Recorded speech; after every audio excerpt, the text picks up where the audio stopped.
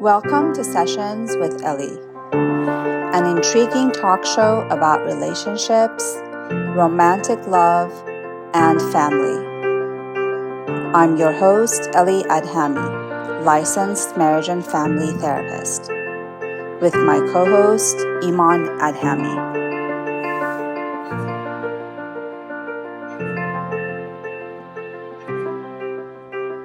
Hello, I'm Ellie Adhami, licensed marriage and family therapist. I'm a relational therapist working with families, couples, and individuals, specializing in high conflict relational dynamics.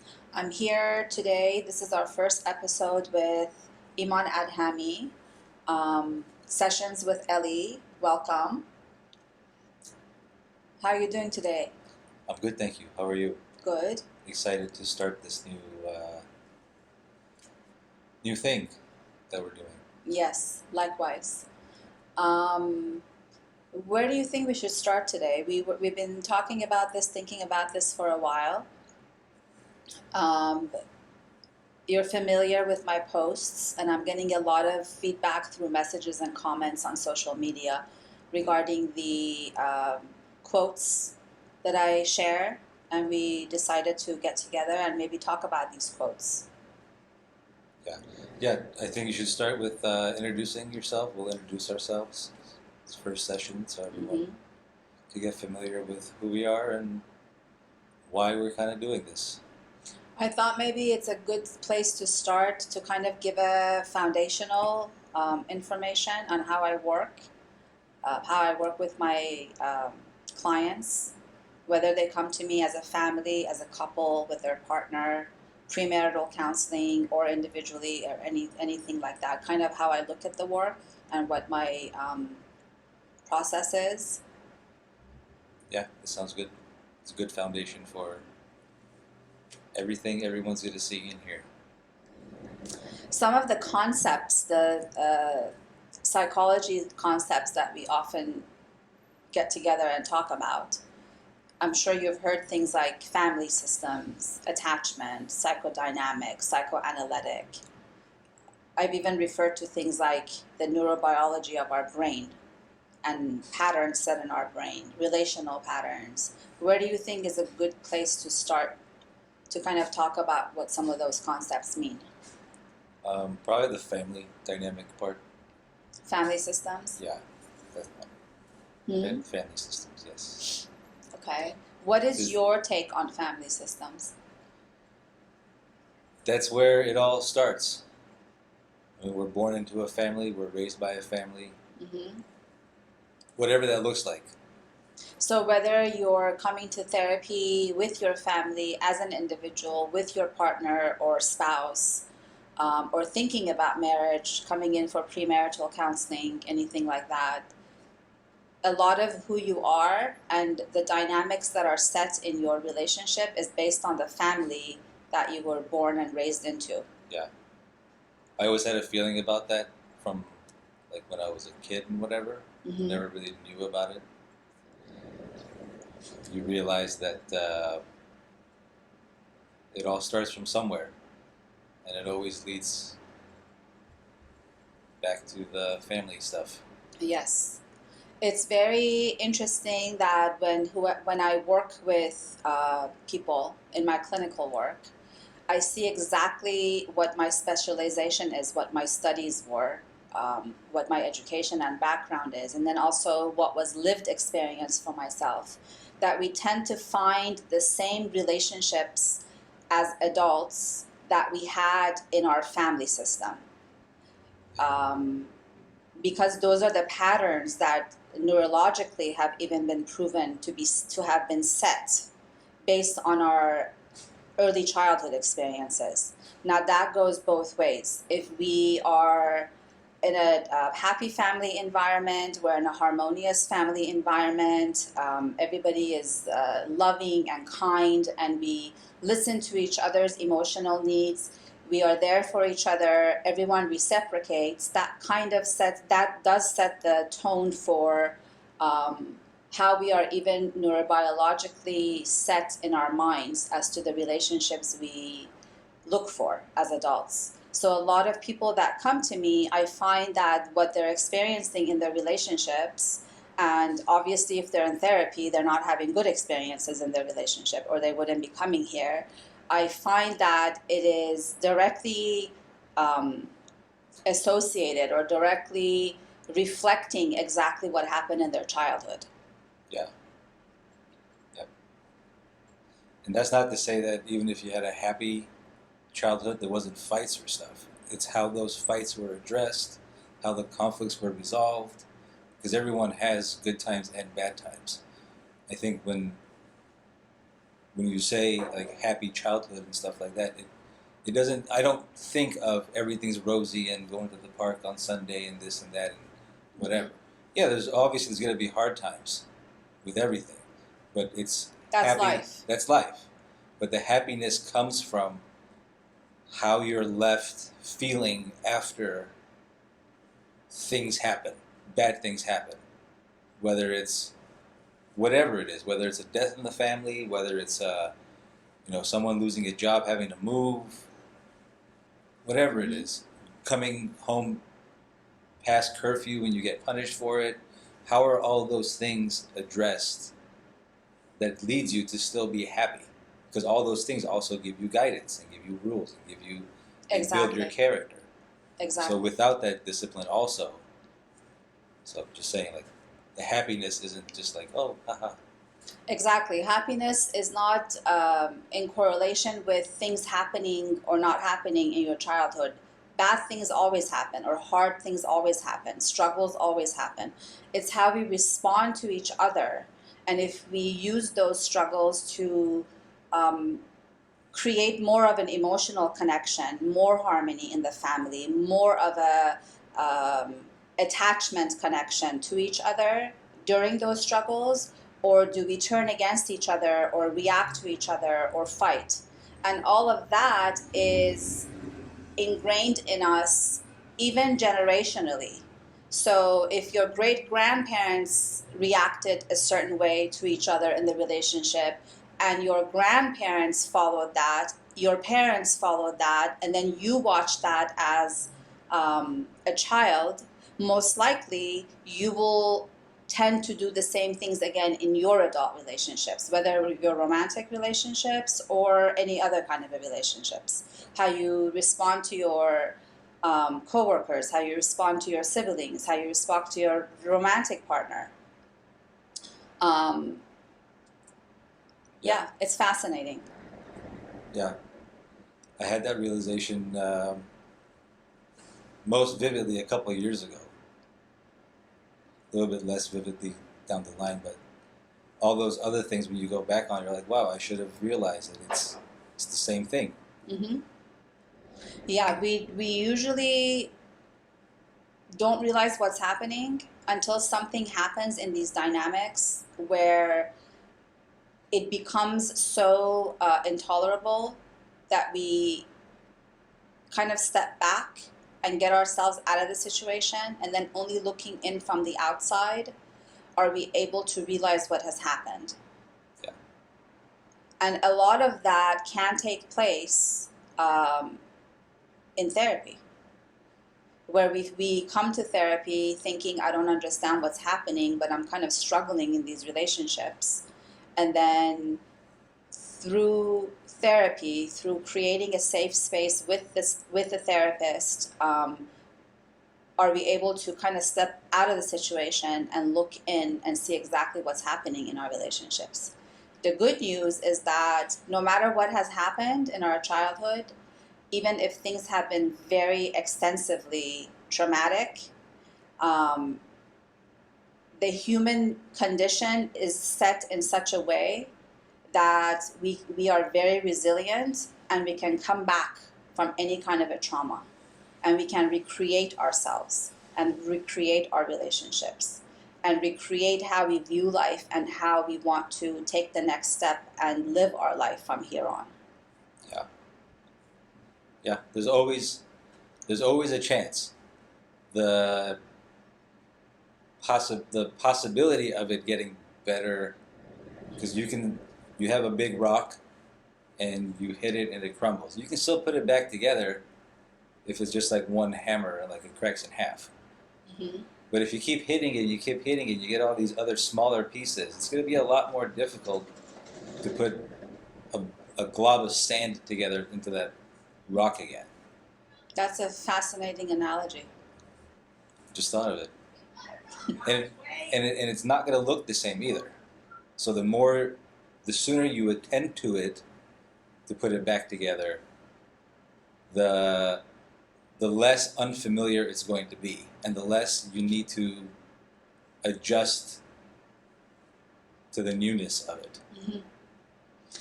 In your analogy there, is the rock representing the relationship where it's being hammered at? Yeah.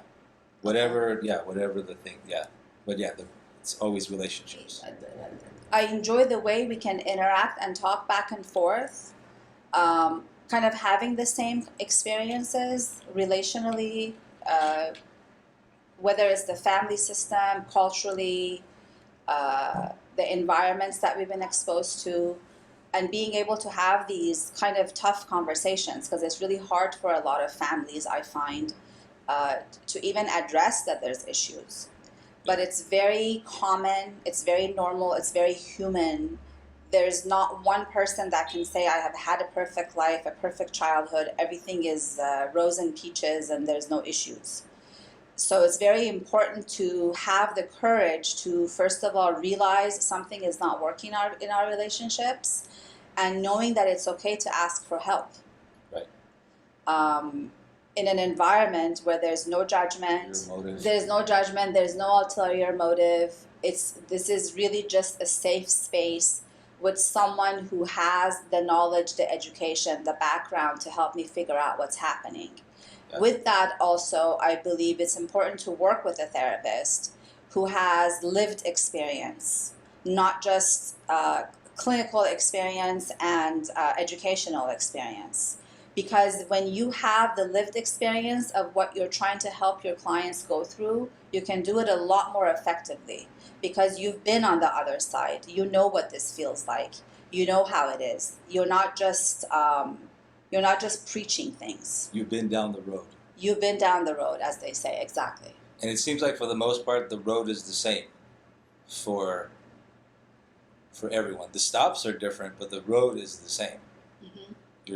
It's a healing path. And yeah, you got to have that trust with that person.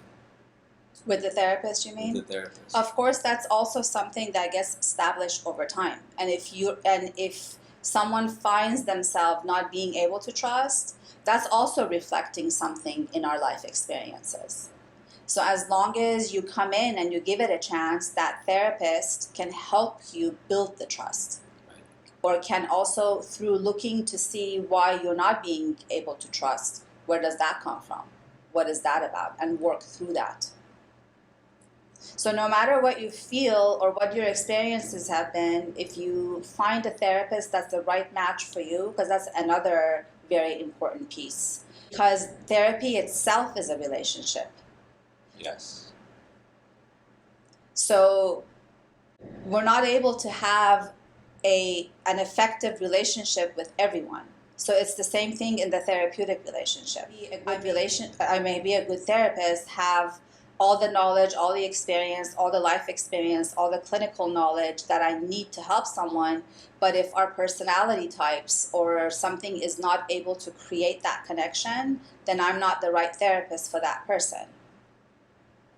So it's also important to find someone that you can connect to as a therapist, yeah. Or the work really can't be done. Yeah. Seems like it takes a lot to get to that point to want to go to therapy, because you have to at some point, because like you said, if you're going to therapy, there's an issue there. Mm-hmm. So being able to recognize that there is something there. Another thing that I find maybe sometimes prevents either individuals, couples, or families to come to therapy, to seek help through therapy, is that they don't understand really what is to even take place. Like I hear a lot of things like, what can a therapist do? Or this is a problem that's not going to go away. or life is always full of issues. So what's the difference if I go talk about it? How do I heal from talking, or how can I change something from talking? So I wanted to also explain a little bit about how that works. A lot of times what we see, why we feel like we're struggling in a relationship, is because there's a pattern that has been created going back to family systems. Imagine how, for instance, a clock or a watch works. There are different components of a clock that are turning, and then based on that turning, something else is turning, and they so on and so forth, they follow each other. Imagine a family system. The way we get set in our relationships in the family is, I'll say something, you get reactive to it, you respond negatively, then I get angry, then I get upset that you did this and I feel angry, then I go bring a third person in to kind of take the stress off myself, and then in that interaction you get upset that I did that, and then maybe the parents get involved, or maybe extended family gets involved. Or for instance, if we're married and this is happening, your family, now we're including another family system that gets involved, or I get my family involved, and then there's like this whole dynamic of just chaos. These patterns become set. Just how that watch works, that they keep turning a certain way for the clock to function and the hours to go by, that's exactly what happens in a family system, or in a romantic partnership, or in a sibling, any kind of a relationship. And obviously, they're not functioning in an emotionally safe way. That's why we're not feeling good in the relationship. What happens in therapy is the therapist is able to kind of look into this clock and see, even though it's working, like the clock is turning, but we need to dismantle this or change this and change the functioning of it so that it can turn in a way that everyone can be feeling emotionally safe, and the connections can be becoming more fulfilling between the people. So that's what therapy does. When you go to a family therapist, someone with a foundation in family work, you could be coming to me individually. Don't get me wrong. You don't have to be here with your partner or with your family or your spouse. You could be here by yourself. But if you go to someone who is a family therapist, a family systems therapist, and also someone who looks at the attachment that was created in a family, the attachments people have, the connection that you have together, even if you're in the session and you're coming to therapy by yourself, this therapist will be able to help you understand what's happening in the dynamic of your family.